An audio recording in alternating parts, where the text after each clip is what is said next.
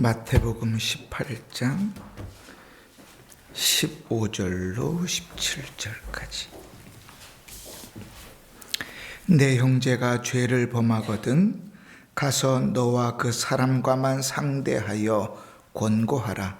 만일 들으면 내가 내 형제를 얻을 것이요, 만일 듣지 않거든 한두 사람을 데리고 가서 두세 증인의 입으로 말마다 확증하게 하라.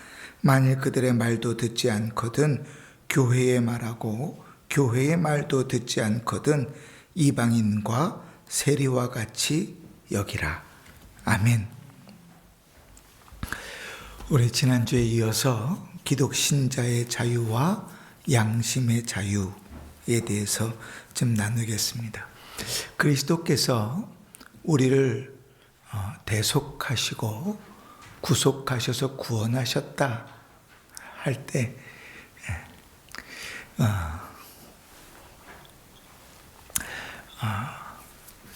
구원한 자에게 두 가지가 주어진다 그랬죠. 하나는 해방, 자유입니다. 그죠?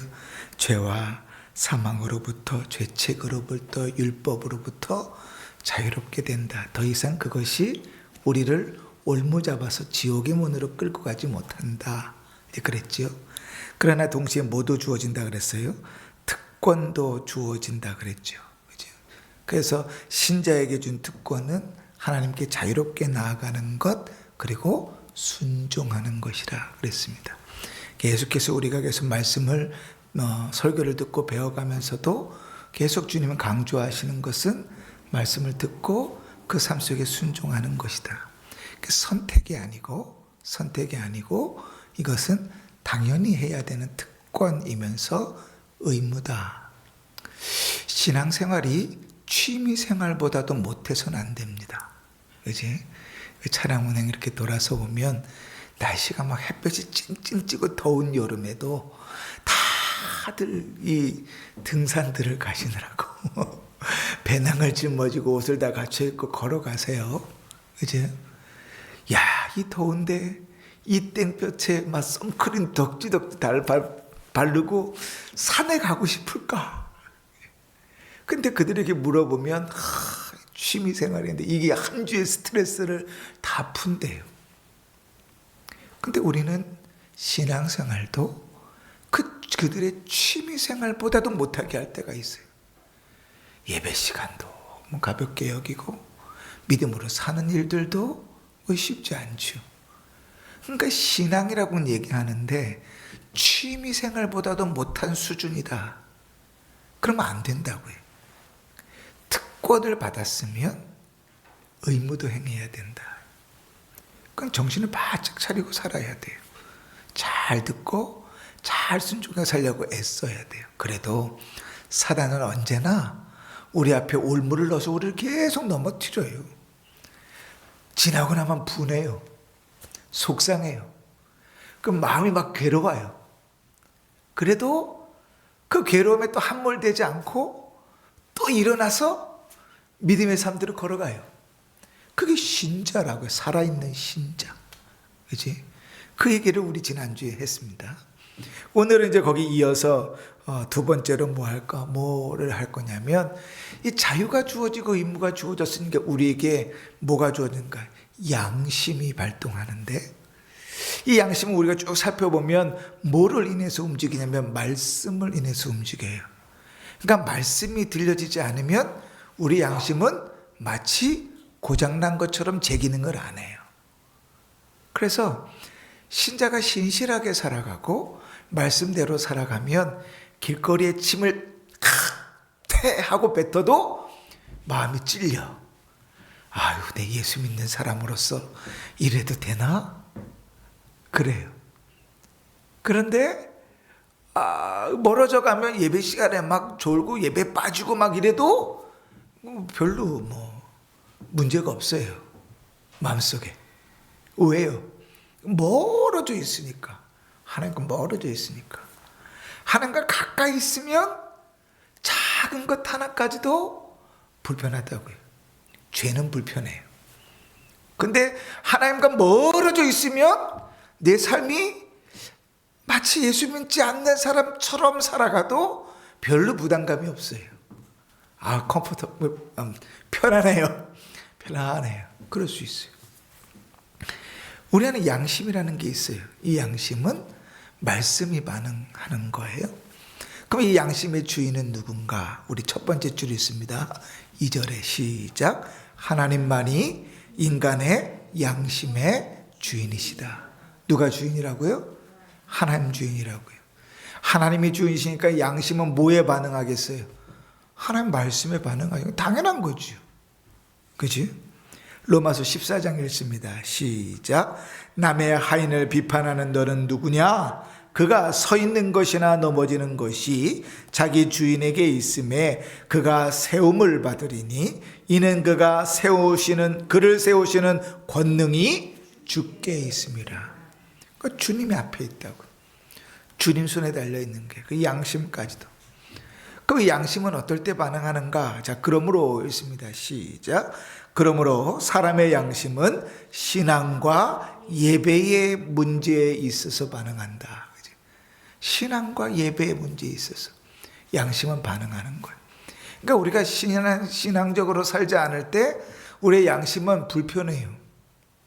근데 그것이 무뎌지면, 익숙해지면 불편한지도 모르고 갈 때가 있어요.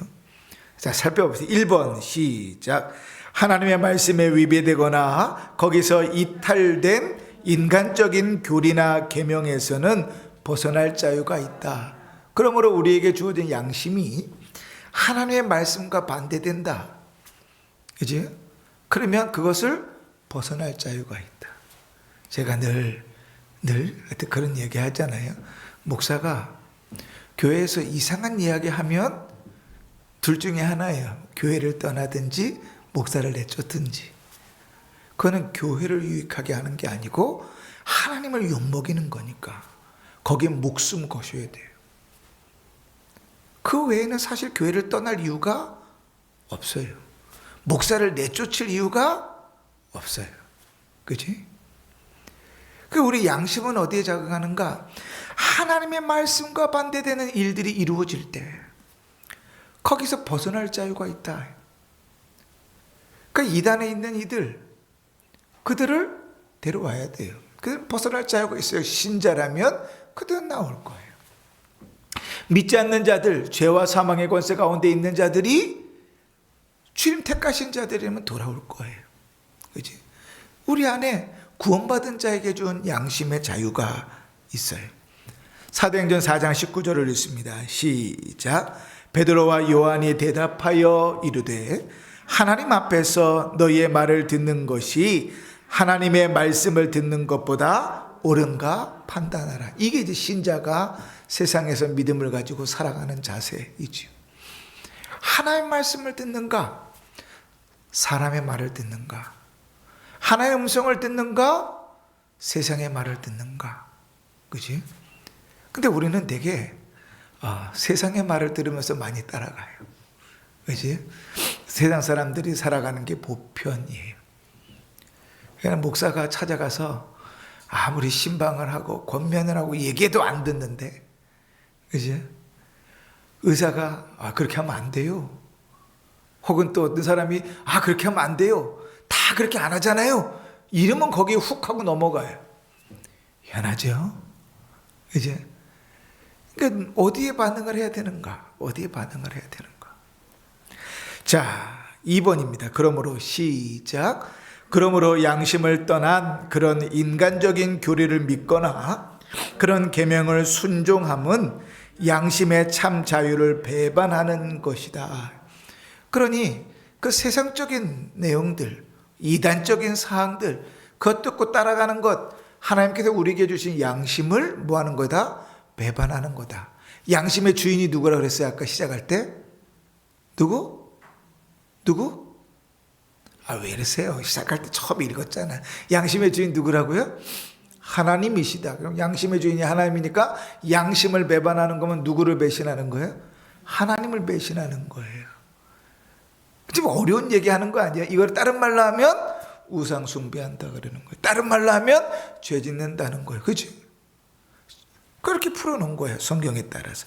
골로새서 2장 읽습니다. 시작. 너희가 세상의 초등학문에서 그리스도와 함께 죽었거든 어찌하여 세상에 사는 것과 같이 규례에 순종하느냐.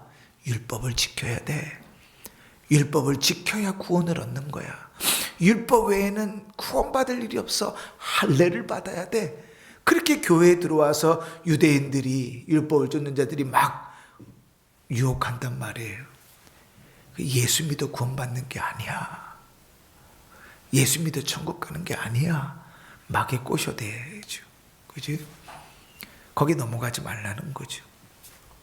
그런 인간적인 교리나 그런 계명에 따라가는 것은 우리의 양심의 자유를 배반하는 것이다. 그럼 반대로 생각해 볼까요? 하나님의 말씀의 복음을 제대로 들었다면 이러한 내용들에 우리의 양심이 꺼리낄까요? 꺼리끼지 않을까요? 꺼리끼겠죠. 근데 이게 참 복잡해요. 꺼리낀데 꺼리끼면 안 해야 되잖아요. 근데 양심에 꺼리끼는데 해요, 안 해요? 우리 대부분 그러고 산다고. 양심에 꺼리끼는데 왜 해요?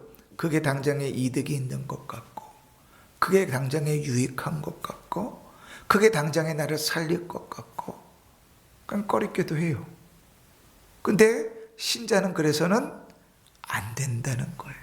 갈라디아서 5장 읽습니다. 시작. 그리스도께서 우리를 자유롭게 하려고 자유를 주셨으니 그러므로 굳건하게 서서 다시는 종의 멍에를 지지 말라. 그치? 다시 옛날로 양심 없는 자로 돌아가서는 안 된다. 자, 3번 읽습니다. 시작. 그런 맹목적인 신종을 요구함은 양심의 자유와 또는 이성을 파괴하는 것이다. 여러분, 신앙은 맹목적이지 않습니다. 신앙은 맹신이 아닙니다. 근데 가만히 보면 맹신하는 사람들이 있어요. 믿습니다. 믿습니다. 아멘, 아멘. 우리 교회도 좀 아멘 하는 소리가 많이 나오면 좋겠는데, 그런데 무슨 대목인지 모르고 그냥 추임새하는 사람들이 있어요. 남들 하니까 따라하는 사람들이 있어요. 그런 이상한 거예요. 그렇게 하면 안 돼요. 내가 잘 듣고 있다가 그렇네, 아멘, 이런 건 아주 좋아요. 그런데 저기서 아멘 하니까 안 하는 건 못 죽었고, 목사인데 그래도 나도 아멘, 이런 건 아니라고요. 맹신이 뭐냐? 내용과 관계없이 무조건 따라가는 거예요. 무조건 따라가는 거. 야, 이 약이요, 만병통치약이래요. 이 먹으면 감기도 낫고 뭐도 낫고 뭐도 낫고 뭐도 낫고. 맹신하면 어떻게 돼요? 이거면 다 돼. 이거면 다, 이것만 있으면 돼. 그럼 아파도, 감기 걸려도 먹고, 뭐 배 아파도 먹고 맞고. 우리 옛날 빨간 약 같아요. 그죠? 아시죠? 아이고, 배가 아파요. 그럼 배에도 뭐 발라줘요? 빨간 약 발라줘요. 의학적으로, 과학적으로 아무런 없는 건 맹신이지, 맹신. 신앙은 내용이 있어요. 말씀이 우리의 양심을 움직이게 하듯이, 말씀을 통하여 이성적으로 우리가 예수를, 그리스도를 영접하듯이, 맹신이 아니에요, 우리가 믿는 신앙은. 그러니 하나님의 말씀에 관심이 없는데 신앙이 자랄 수는 없어요. 늘 강조하지만 하나님 말씀에 관심을 가져야 신앙이 자라요. 말씀을 들을 때 우와 기뻐도 그게 삶으로 이어지는 건 또 다른 문제라고 우리가 몇 주를 거쳐 설교를 들었어요. 그죠? 근데 말씀을 듣는 거에 관심이 없어. 들으려 하지 않아. 거기서 무슨 믿음 좋은 신앙을 기대해요. 문제를 만나면 100점 100패지. 늘 무너지죠. 무너지죠. 신앙은 맹신이 아니거든요. 기독교 신앙은, 하나님을 믿는 신앙은 그 말씀의 내용에 입각하여 믿는 거예요. 예수님께서 하나님을 믿으니 또 나를 믿으라고 그랬다. 근거가 있어요. 근거가.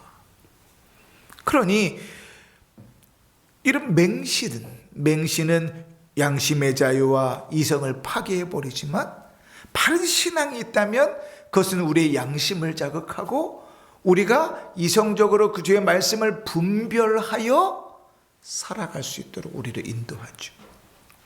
이사야 8장 읽읍시다. 시작. 마땅히 율법과 증거의 말씀을 따를지니 그들이 말하는 바가 이 말씀에 맞지 아니하면 그들이 정녕 아침 빛을 보지 못하고. 근거가 뭐라고요? 말씀이에요.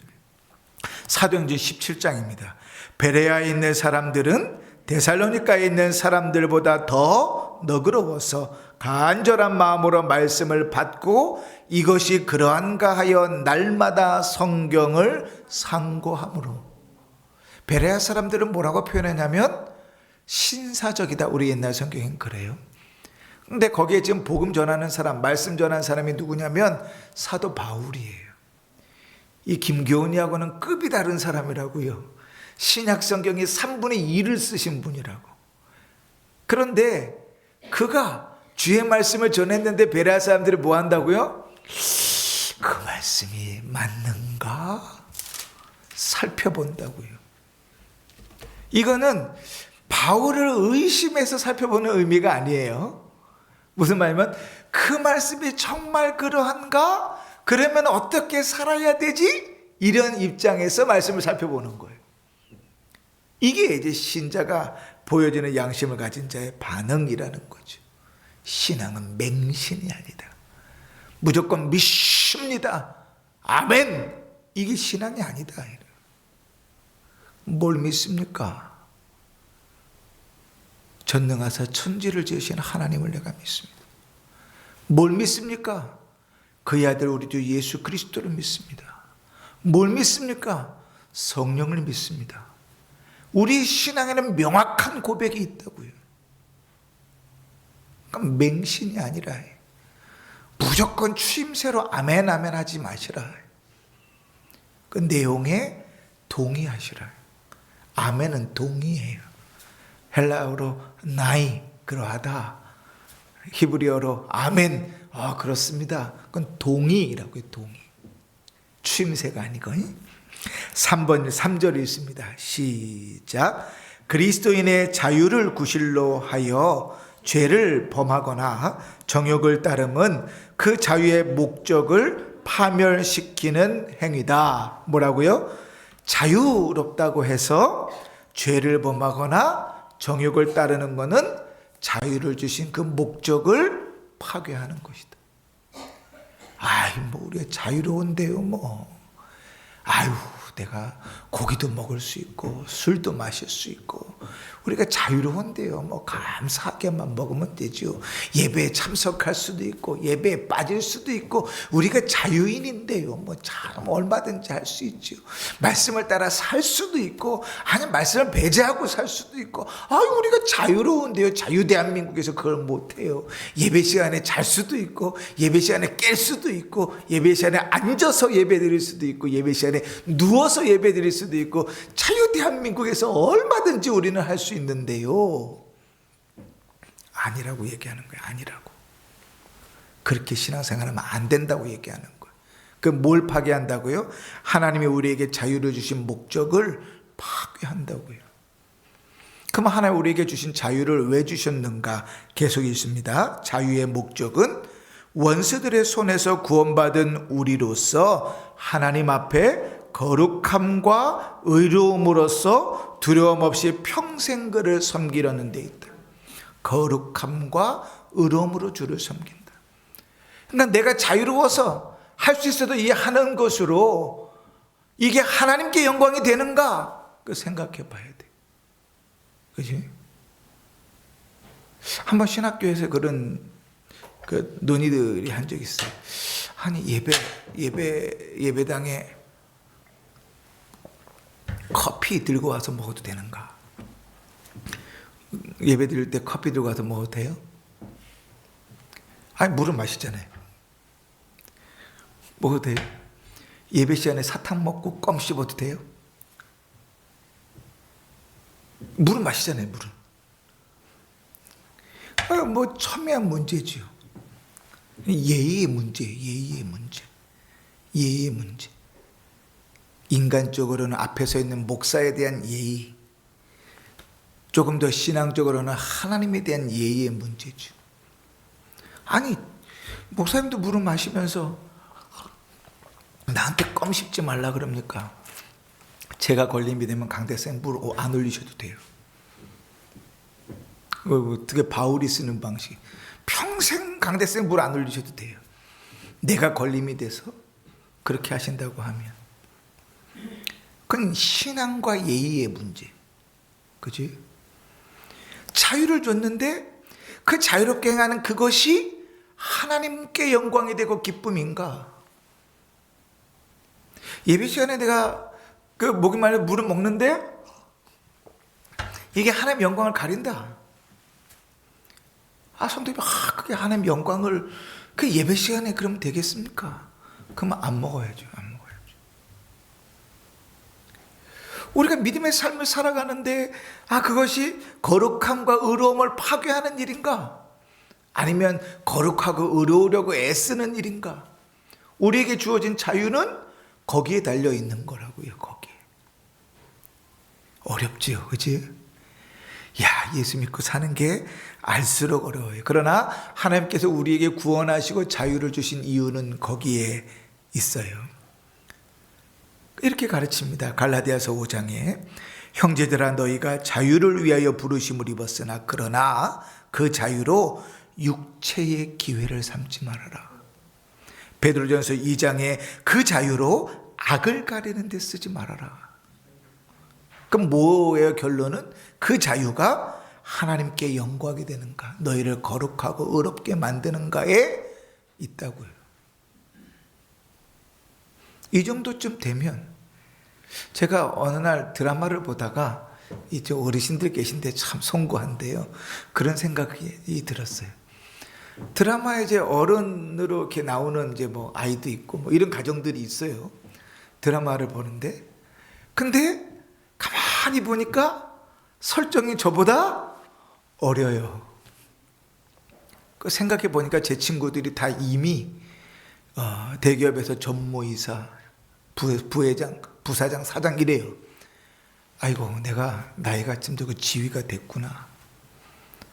그 정도 나이가 됐구나. 그럼 이 정도 나이가 됐으니까 그래도 내가 하고 싶은 거 다 하면서 살 수 있어요? 그 신자는 그래서는 안 된다고. 그 일이 주의 영광을 위한 일인가? 그 일이 나를 거룩하게 하는가? 그 일이 나를 의롭게 만드는가? 그 일이 내가 믿음으로 사는 일인가? 거기에 우리의 자유의 유무가 달려있다고요. 조금 더 깊이 들어가면 그 자유는 더 심각해져요. 내 것이 아니라 남의 것이 돼요. 그래서 아까 물 먹는 얘기 했지만 바울이 고린도 교회에 그러죠. 고기를 먹는데 고린도 교회 시장에 유통되는 거의 대부분의 고기는 거의 예외 없이 다 우상에다 제사를 지내고 나온 제물들이에요. 물어볼까요? 여러분 제사 지내잖아요. 시골 가면 제사 지내잖아요. 우리는 예수 믿으니까 제사 안 지내잖아요. 그럼 제사밥 먹어요? 제사상에 올라갔던 거 먹어요? 안 먹어요? 안 먹어요. 왜요? 그 맛있는 것만 올라가잖아. 안 먹어요? 그 먹으면 안 돼요? 여기 우리 딜레마도 있죠. 그죠? 그 먹는 게 뭐가 문제겠어요? 음식으로 먹으면. 그 바울이 그래요. 고린도 교회 똑같이 얘기해요. 고기가 시장에서 사는 고기인데 돈 주고 사는 고기인데 그게 다 우상에게 제물로 드려졌던 고기예요. 그런데 그 고기를 먹는 것 때문에 교회 안에서 싸움박질이 벌어졌어요. 두 표로 나눠서. 이유도 아주 거룩해요.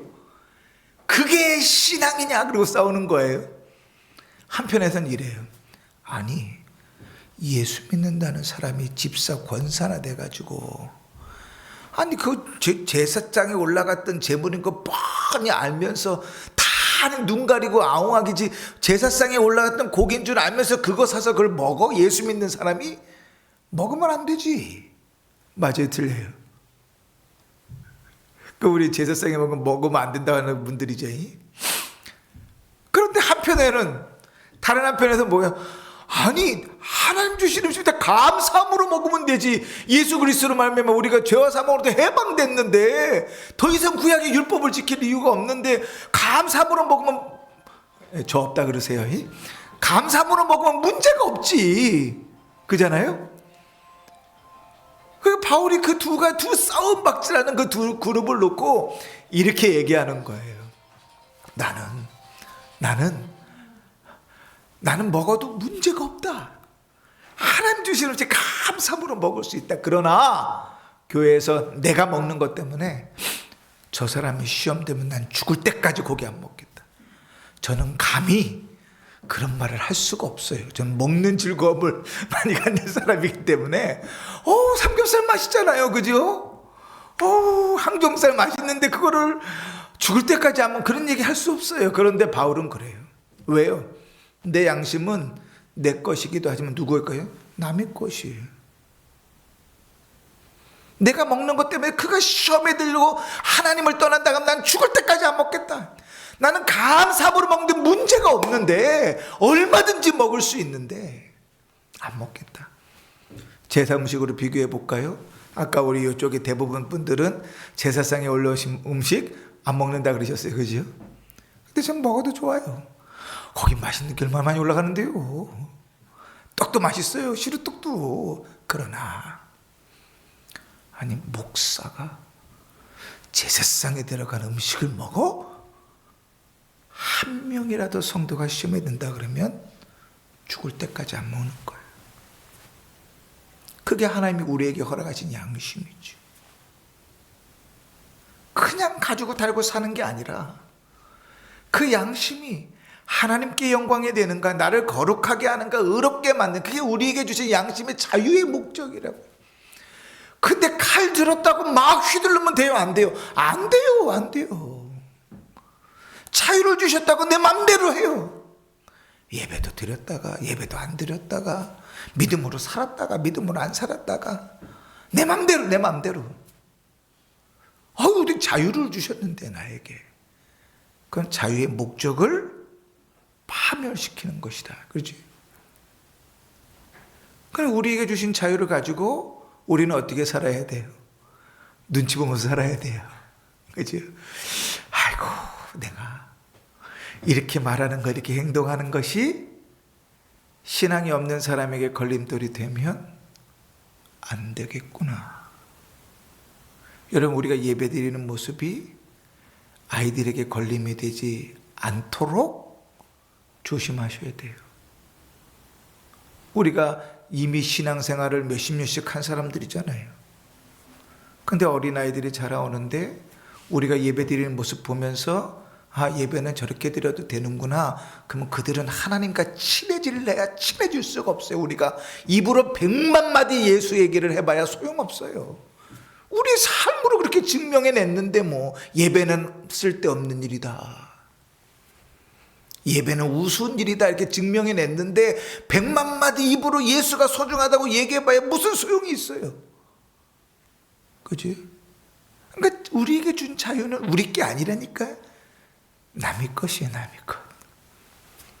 우리에게 주어진 그 자유로 우리가 거룩하게 되는가? 우리에게 주어진 자유로 우리가 의로워지는가? 우리에게 주어진 자유로 평생 하나님께 영광을 돌리는가? 그게 자유를 우리에게 주신 목적이죠. 그러니까 성경은 누누이 그 자유가 방종이 되지 않도록 하라고 가르쳐요. 자유와 방종은 책임 유무의 문제지요. 자, 4절을 읽습니다. 여기부터 조금 어려운데. 자, 4절 첫 번째 두 절만 읽습니다. 시작. 하나님께서는 세상에 세우신 정권들과 그리스도께서 속량해 주신 영적 자유는 서로 파괴될 것이 아니고 도리어 보호해야 한다.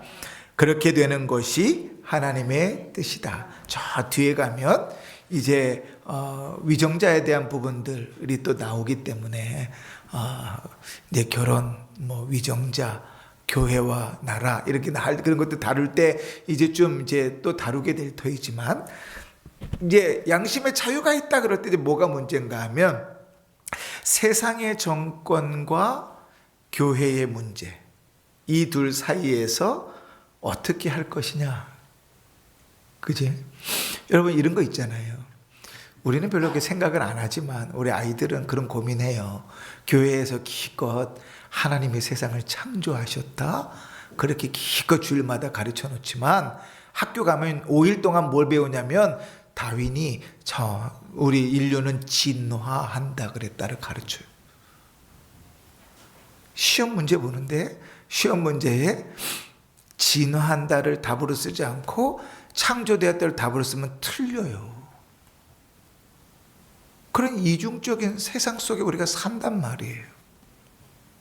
그럼 어떻게 해야 되는가? 교회는 세상을 타도하고 세상을 정복해서 온 세상을 다 교회로 만들어야 돼요. 그렇게 되면 너무 좋은데 그런 관계가 아니다. 성경을 보니까 서로 보호해야 된다. 하나님 뜻이다. 그 안에 공존하는 것이다. 베드로전서 2장을 읽읍시다. 시작. 인간의 모든 제도를 주를 위하여 순종하되 혹은 위에 있는 왕이나 혹은 그가 악행하는 자를 징벌하고 선행하는 자를 보상하기 위하여 보낸 총독에게 하라. 우리 위정자, 세상의 위정자, 그죠? 뭐 하라고요? 순종해라. 제도 안에서. 이번 다음 주 되면 교육감 또 보선 선거도 있지만 우리 투표하잖아요. 투표하는 일들에 기도하면서 신자는 잘 참여해야 돼요. 그렇지? 예수 믿으니까 나는 이런 데는 일절 관심이 없어. 그러면 안 돼요. 너무 또 관심을 가지셔도 안 돼요. 그래서 막 교회 와서 야당이 어떻고 여당이 어떻고 절대로. 그래서는 안 돼요. 그런 얘기 하지 마셔요. 나라를 사랑하는 건 좋아요. 하나님께서 나라 가운데서 우리에게 허락하신 은혜들을 기억하는 것도 좋아요. 야당이 어떻고 여당이 어떻고 막 쌈박질하지 마시라고. 그건 교회의 일이 아니에요. 자, 히브리서 13장에도 보면 같이 읽습니다. 너희를 인도하는 자들에게 순종하고 복종하라. 그들은 너희 영혼을 위하여 경성하기를 자기들이 청산할 자인 것 같이 하느니라. 그들로 하여금 즐거움으로 이것을 하게 하고 근심으로 하게 하지 말라. 그렇지 않으면 너희에게 유익이 없느니라.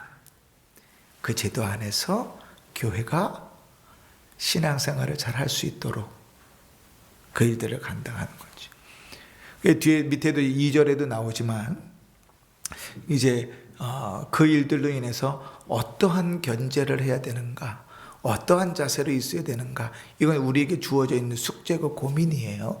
자, 그러므로 1절에 있습니다. 시작. 1항 시작. 그러므로 그리스도인의 영적 자유를 구실로 삼아 합법적인 권세나 또는 그것의 합법적인 실행을 반대하는 자는 실제에 있어서 하나님의 제도를 반대합니다. 하나님이 이 땅에 교회만 세워놓지 않으시고 이 땅에 나라를 세우셨어요. 그리고 그 모든 권세들도 하나님 손 밖에 있는 건 없어요. 하나님께서 이스라엘 백성들을 징벌하기 위해서 누구를 쓰세요? 바벨론 왕 느부갓네살을 쓰시는데, 하나님의 바벨론 왕 느부갓네살은 신자가 아님에도 불구하고 뭐라고 표현하시냐면 내 종 느부갓네살이라고 표현하죠. 하나님 권세 안에 있죠. 그지? 그러니까 합법적인 권세나 합법적인 실행이 이루어지는데 거기에 반대해서는 안 돼요. 자, 2항입니다. 시작. 그런 반대적인 선전이나 운동 같은 것은 자연 계시에도 위배되고 이미 알려진 기독교의 신앙, 예배, 행위의 원리 또는 경건의 능력에 반대된다. 다시 말하면 그런 그릇된 선전이나 행동은 그 성격으로 보든지 그 행위로 보든지 교회 안에 그리스도께서 세우신 평화와 질서를 파괴시키는 것이다. 그런 행위는 문책되어야 하며 교회의 권징과 국법의 다스림을 받아야 한다. 자, 그런데 이런 게 있어요. 세상에서 자유롭게 서로 그 법칙을 따라야 된다 그러니까 사탄이 어떻게 하는가? 세상의 제도를 바꾸려고 그래요. 네? 요즘 우리가 늘 첨예하게 대립되어 있는 게 이제 소수인권 문제이지요. 네? 이미 이제 그 총회에도 그런 바람이 조금씩 불기 시작하는데 전 세계적인 순서가 그래요. 여성 한수, LGBT 이런 순서로 넘어가요. 전 세계가 똑같아요. 논리와 원칙과 방향과 내용이 다 똑같아요. 논문들을 사실 이번 총회를 준비하면서 제가 쭉 봤는데 네덜란드에서 나온 논문들도 보고 영국에서 나온 논문도 보는데 똑같아 순서가. 그렇게 가요. 그 순서를 따라서 사단은 이 땅에서도 어떻게 하는가? 법을 바꾸려고 그러지. 왜? 합법적인 그 권위 안에서 움직여야 된다고 생각하니까. 그러니까 법을 바꾸려고 그래요. 그러나 그런 일들은 배제시켜야 된다. 거기에는 항거해야 돼요. 자, 마태복음 18장 읽읍시다. 시작. 우리가 아까 읽은 본문이에요. 내 형제가 죄를 범하거든 가서 너와 그 사람과만 상대하여 권고하라. 만일 들으면 내가 내 형제를 얻을 것이요 만일 듣지 않거든 한두 사람을 데리고 가서 두세 증인의 입으로 말마다 확증하게 하라. 만일 그들의 말도 듣지 않거든 교회의 말하고 교회의 말도 듣지 않거든 이방인과 세례와 같이 여기라. 교회 권징에 대한 말씀인데 사실 이런 권징이 이 시대에는 의미가 없죠. 목사가 찾아가서 권면해도 안 들어요. 그러면 그 다음 순서는 뭐냐면 당회가 이야기하는 거거든요. 그래도 안 들어요. 그러면 이제 징계하는 것인데 그러면 교회를 떠나죠. 교회가 여기만 있어 절대로 본인의 죄를 인정하지 않아요. 본인 잘못을 인정하지 않아요. 그러면 교회가 권면하고 목사가 권면하는 이유는 뭐예요? 그 신앙이 잘못 가고 있으니까. 고치려고, 돌아오게 하려고, 은혜 가운데 오게 하려고 권면하는 것인데 안 듣죠. 피하고 거절하죠. 정말 죄송한 얘기지만 그걸 누가 만들어내면 목사들이 만들어 놓은 거예요. 그 꼴을 목사들이. 처음부터 말씀대로 권증을 했으면 이런 일은 없겠죠. 그런 면에서는 참 죄송해요. 신앙생활을 우리 한국의 기독교의 역사에 보면 장로가 주인이었어요. 그리고 종이 목사였어요. 이상한 교회죠. 그것만 해도 참 우리나라의 초대교회는 대단한 교회다 싶은데 그런데 장로가 예배 시간에 늦었어요. 그럼 목사가 어떻게 해야 돼요? 주인이라니까. 교회에서는 자기가 목사인데 밖에 딱 되면 주인이었어. 근데 그 장로인데 늦었으면 어떻게 해야 돼요? 네? 아이고 눈 감고 한번 봐주고 넘어가야 되죠, 그치? 근데 뒤에다 세워놓고 예배를 드리겠다고.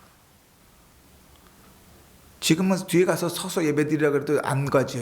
자존심이 있어요. 절대로 안 가요. 근데 서서 예배 드리라. 근데 또 그 장로가 주인인데 순종하고 뒤에서 다 서서 예배 드려요. 그 교회에 왜 하나님의 은혜와 복이 없겠냐고. 그 교회에. 한국 교회의 부흥은 그렇게 일어난 거예요. 그렇게. 하나님 세우신 질서와 권위에 순종하고 하나님 앞에 믿음을 지키려는 애씀에서 한국교회 부흥은 일어난 거예요. 우리는 그런 게 없죠. 이제 권증은 다 사라졌어요. 교회에서 권증을 해야 된다 하는데 모르겠어요. 우리 교회는 언제쯤이라 이게 될는지 모르겠지만 쉽지 않죠. 당장 구말리죠. 당장. 근데 교회는 합당한 권증이 이루어져야 건강하게 서고 합당한 권증이 이루어지고 다스려져야 교회가 부흥해요. 그 외에 이제 그 국가와의 관계는 뒤에 국가와 위정자 하는 그 챕터가 있어요. 장이 있어요. 거기서 좀 더 이제 살펴보게 될 것입니다.